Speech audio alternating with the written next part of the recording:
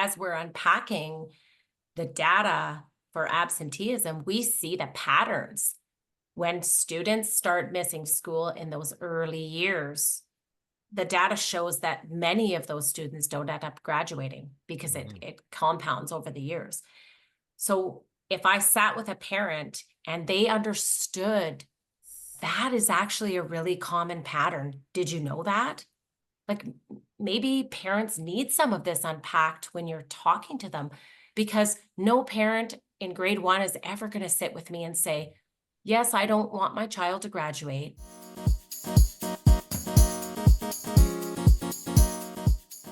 You're listening to the voice of our guest this week, Dallis Novelli, Teacher and Education Officer, Literacy from Education Quality and Accountability Office, EQAO in Ontario. She's actually a return guest from earlier this year.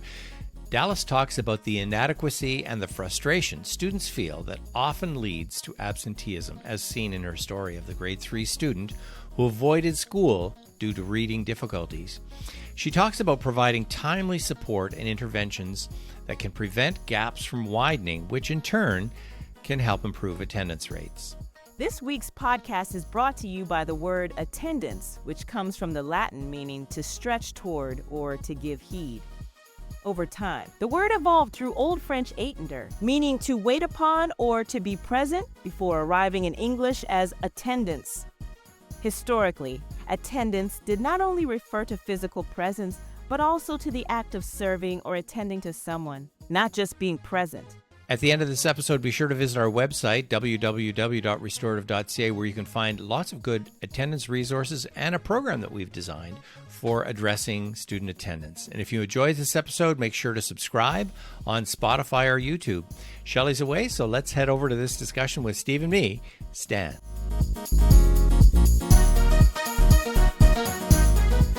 The story that we're telling ourselves as educators is still the same one.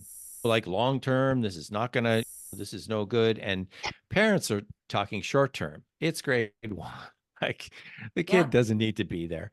And so that narrative, somehow we have to move as educators. We have to move closer to where parents are. And I couldn't agree with you more, because the other part of that is that the urgency only comes when I see that my child is not being successful. Yeah. So that's the part where then we are hearing from the parents, even though the report cards have gone home, the phone calls have gone home, we've tried to support those families, but when they see that their children are not being successful is typically when that urgency comes about, right, in the schools.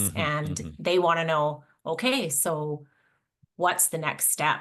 And schools are not equipped to catch up the amount of students that need support and need those gaps filled. And unfortunately, I think that's the other part of it, is that our families out there don't have the understanding that your child is a number with a lot of other children whom, because they haven't been at school, they have all those gaps in their learning. And we want to catch them up, of course. That's why we're here and we're showing up, and we want to support you. That's why we've made phone calls home and wanted your child to come, because we knew how important it was and what they were missing. And those foundational pieces have huge gaps in them. And that's another reason why a lot of the times children don't want to come to school. So my example is the student that I started tutoring in 2nd grade couldn't read. And the parents started reaching out to look for tutors. And I was the 5th tutor that child had. And the family went to the school and they did ask for help, but as a lot of times the schools don't want to do any testing until the student is closer to the end of grade 2, grade 3, because we don't want to attach any labels onto these students. So we wait. We say developmentally, we're going to wait and see how well they do. And then we're going to do something about that. But we understand that in our school system, the numbers of students that need assistance and extra support gets too high for us. And how do you catch all those kids up? We don't have the person power, and we don't have the funds for a whole group. So what was it about this family? You said that they did reach out for support and help, like they were looking to get help for their child with reading. So by the time that they found me, and now I've been tutoring this student for 2.5 years. So when they came to me, it was that he needed that explicit instruction and a scope and sequence. It was all of those things that unfortunately our new curriculum now didn't have in place at the time, but our new Ontario curriculum does have. And our screenings and things like that aren't in place yet in all across the Ontario boards. That's coming. But the opportunities for teachers to understand where those gaps are on students so that they can directly impact the success for these students, it really wasn't in place for teachers either. No. So we were trying to hit a moving target by doing the best we could with what we knew in our classrooms with these foundational reading skills and writing skills, just literacy in all, right? So when they came to me and I started working with their child, they were really happy and they could see some progress. But the problem is the progress was never quick enough because it takes time to close the gap. And for a while, their child didn't want to go to school because it doesn't take long for students to realize they're not reading and writing and able to do the things that their peers are beside them. And so they feel inadequate. So even though this, and I'm only speaking about one particular case, this student had great friends and was well connected to their classroom, it was a reflection of themselves. They saw themselves as stupid. I don't know this. I don't know the answers. I don't know how to do that. I don't know how to read that. And they kept on telling their family they were sick. I'm sick and I want to go to school. And this is a child who's well supported by their family. They have reached out and paid for a tutor. How many families can do that? So they were very fortunate to have someone that was supporting their child outside to close the gaps. And there was some intervention in the classroom or in the school as well, eventually. But just to say how many students have that support system, because we already know, even from all the research, that a lot of parents, they're not going to reach out to the school or come to the school. No. Right? No. So why go to a tutor rather than a doctor when your child says he's sick? What made them come to a tutor? The report card. And which report card? In grade 2? Yeah, at the end of grade 1, they noticed that the reading level, and those were the days of when they would put where they were supposed to be in reading, when we had levels, they put that their child was well below the reading level. So then their child went into grade 2 and they were they had 4 tutors that year trying to close the gap and catch up their child. And by the end of grade 2, they still were very well below reading level. And then I ended up starting to tutor that student, and the gap started closing and there was more confidence and more transfer of knowledge and understanding into the classroom setting. And now this student is at grade level. Fantastic. Of 2 years of outside tutoring, though. Wow. Yeah. So what would be a message you would give to parents, and what would be a message you would give to schools based on this one particular story? When you look at attendance, that's part of it, is unpacking why their students aren't coming to school. Like, what is the problem? And I was just talking to you about OECD, and they just put out this huge report on absenteeism globally. Right. And 70%, the top reason that students were away for long term was sickness. Are the sicknesses that their child is actually sick, or they feel inadequate and they don't want to go to school? Yeah. You have to unpack that. You have to be able to look at their report cards, talk to the teachers, and see where your students, where their kids are at. Because if they are below the expectation, chances are they don't want to come to school because they feel like they can't do what they're expected to do. And they don't feel supported. And that's where the building of community and giving parents the tools. What about giving the parents the tools, not to teach their children, but to have fun with their kids, to play games? And like when I have my families pop in, when I've been working with their children, they always think, oh, I never thought of doing that. And it's so, because a lot of times it's hard to work with your kids and teach your own children.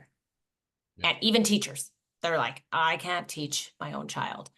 So what are we eat, sleep, and breathe this, but what are some tricks and tips that we could give families that can help them to have fun with learning at home? Not make it stressful, but make it fun. Rhyming games and singing songs and I Spy, looking for letters, looking for words. Oh, we're going to count how many times we see the in this book.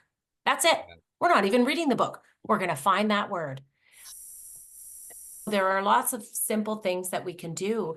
And I believe that the outreach in schools, we do activities that are fun and family oriented, but maybe what we need to do is build in these pieces to put tools in our parents' toolbox so that they can see that there are things that they can do, that they're actively connecting with their children, but they're supporting them as well for future success. I think that those kinds of things built into our school system would be fantastic because you're connecting with families and you're not there to discuss whether or not their student is successful, their child is successful. You're there to discuss what are some great things we can do at home to help kids. Hard part of that, of course, is you don't want parents to think you're blaming them. And we've had that conversation with our previous person, but teachers sometimes have a hard time having that conversation when they've noticed something and they think the parents are going to feel offended because it's a parenting thing. So that's part of my concern, actually, I love these suggestions. However, from an educator's perspective, we're making them to help, but they're being received as judgment on my parenting because I haven't been playing games. And how do we overcome that gap then? So we built it in our school community. How about instead of a pamphlet, how about come to the school, and our engagement and our togetherness is, okay, here's the first center. And in the first family center, we're going to make rhyming cards that families are going to have and play and learn some songs. In another center could be talking about even really simple things like teaching a song, the vowel song, because every word in English contains a vowel. Okay, let's learn the vowel song. Okay, now we're hunting for vowels. Nothing else but hunting for vowels. And oh, we don't know what it is. Sing our vowel song. Make it fun but purposeful and intentional. This is not you do this or you don't do this. It's, hey, here we are offering you. And then guess what? At the end of this, you get to bring all this home. Yeah. Don't overwhelm your kids in doing all of these activities every day. Of course, you pick one. Let them pick out of the activities of which one they'd like to do. And if we show them those tools and we have that as our building community, because now we're just getting to know, oh, hey, Stan, oh, I haven't met you before, and I can have a conversation with you. and talk to you about some things. And then people feel like you care not just about their child, but about them as a family. And again, we've talked about before, building those relationships, building that community and connection. Then when I've noticed that Stan's child has missed a few days, I don't hesitate to phone him up and say, hey, Stan, where's David? He hasn't been at school for 2 days. Is there something I could do to help? Is everything okay? And that comfort is built in because the connection was made. So it's not a stigma of I play games or I don't. It's giving our parents the tools, and then we're starting it off. Like that would be what a fantastic way to start the school year. And then those parents from kindergarten to grade 3, they go away with all these great things to work on and do with their kids. And it's been explicitly taught because you participated in. I think part of it too is just recognizing the expertise in parents and actually Yes. telling them, you're an expert in your kid. Here are some skills that we're expert in, but we need to actually learn from you. Yeah. And I think too, as we're unpacking the data for absenteeism, we see the patterns. When students start missing school in those early years, the data shows that many of those students don't end up graduating because it compounds over the years. So if I sat with a parent and they understood that is actually a really common pattern. Did you know that? Like maybe parents need some of this unpacked when you're talking to them, because no parent in grade 1 is ever going to sit with me and say, yes, I don't want my child to graduate. So if they understand the importance of those patterns and the development, and that is actually something that we could see over and over again, maybe they will be more inclined to send their children to school and less inclined to acquiesce to, oh, I don't feel well. Okay. So there's that too. It's interesting. The story you told of the student you tutored who was starting to say, I don't want to go to school because they're struggling academically. It's the chicken and the egg thing. Do children start to form bad attendance patterns because they're struggling academically? Or, as a lot of teachers view and a lot of experts in the field say, they start to have bad attendance patterns and then they struggle academically later because they've missed so much school. So which comes first? So those students just keep moving forward. Those children move forward, and then they're less and less likely to go to school because the gap widens as they progress in the years, because there was nothing like the schools doing the best they can to catch up those kids, but they can't close the gap. And so as I move to grade 5 and I move to grade 6, I'm still working at a grade 2 level. And then I get to a grade, I'm still going to progress, but I'm not going to close the gap. Yeah. So what advice would you give to a new principal or vice principal of a school that had a student like the one that you worked with as a tutor? I think as principals and vice principals, there's only so much person power that you have in the school. So I think you need to go back to our earlier conversation, which is it the chicken or the egg? We need to know how students are doing early. And if we have screens and those teachers know their students, then we should be reaching out to families earlier. The whole idea of giving them some tools to support their children and doing some fun things at home to help close those gaps would be a better start. So this particular student was scoring very low, but because they were not disrupting any classroom activities or work, they slipped through the system. And I call that in the unnoticing classroom. It's easy to be unnoticed when I'm being quiet. And so a lot of times, I think that in schools, to remind teachers that those students that are needing support and needing help, they're going to look different. They're all going to look different. Some are going to be your disruptive kids, and some of them are going to be your quiet ones. Those. I appreciate that you recognize that's where we really need to start focusing early on to kids so that we can determine whether they need more supports or what those supports look like and who's going to provide them before we get to the point where it's almost a point of no return for some kids, which is grade 3, 4, 5, 6. Take a step back and look at where those habits are formed and why those habits are formed. We need to look at the elementary because that's the foundation of all the learning that takes place to move them forward, to give them the confidence and the skills to be able to tackle all the things beyond that K1, 2, 3, where they're going to need all of those skills built on to get to that graduation stage.